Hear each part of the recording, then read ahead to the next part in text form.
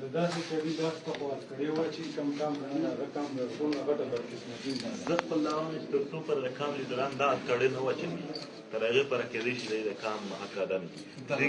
دغې کام په ما پرې خو هر سبا بېګا دی نوې سندره لیکي نوې غزل لیکي. زه د ده پره دا نشم خوړلی چې دا څومره بېغیرتوب وي.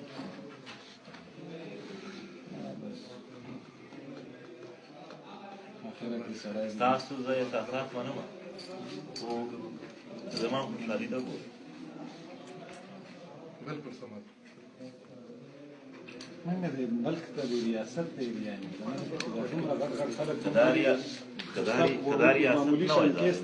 ریاست نه وای زلمان به د خپلې خاورې د مینې ثبوت ورکولی.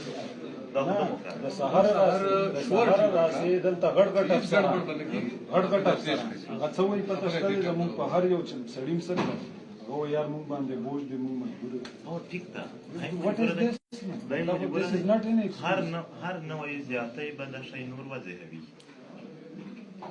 نن ما ورته توضیح ده هغه پښتون چې زما او ستا په مخالفت سره د هغه به واضح کړي. دا موقع مونږ په خپلو تکلیفونو باندې خپل کام ته ورکولی شو. دا تکلیفونه نه دي دا څه دي دا انویسټمنټ دی. هلته ته د کام او د وطن د یووالۍ او د ښه ژوند نظریات پرې جوړوي. دا ګلخانان نه دي ګلخانان هېڅوک نشته ټول زموږ ورونه دي ټولو د ښه ژوند. سهار لا مونږ کوشش هم دا وه چې په ټایم تاسو ورته پېښ کړو مونږ ورته شورټي ورکوله چې هېڅ ګډوډ مشره که څه پیغام ورکوي ورکوه هغه لا نه خیر وایه چې څه وي. نه خدای مو آباد لره خدای مو خوشحال لره. زما د خوشحالۍ جذبات کله د غم وي کله د خوشحالۍ. زما د خوشحالۍ ډېر جذبات دي د خپل وطن د خپل کام په خاطر باندې نن زه تکلیف کړم. دا زما تر ټولو لوړ احساس دی. ما کېدی شي د کام سره د وطن دپاره د مینې اظهار کړی وي ثابته کړې مې نه وي هتکړی ثبوت وي. زه نن د غلو د بل شي لپاره نه یم راغلی. ما د خپل کام او وطن متعلق دا ویلي چې برابر ژوند وکړي.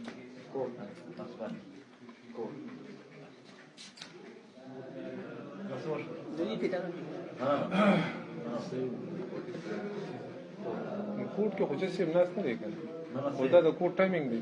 تاسو دې ټایم کوټ کې دا پېښ کوئ تاسو نه بس دا ډالې کېږو ورسره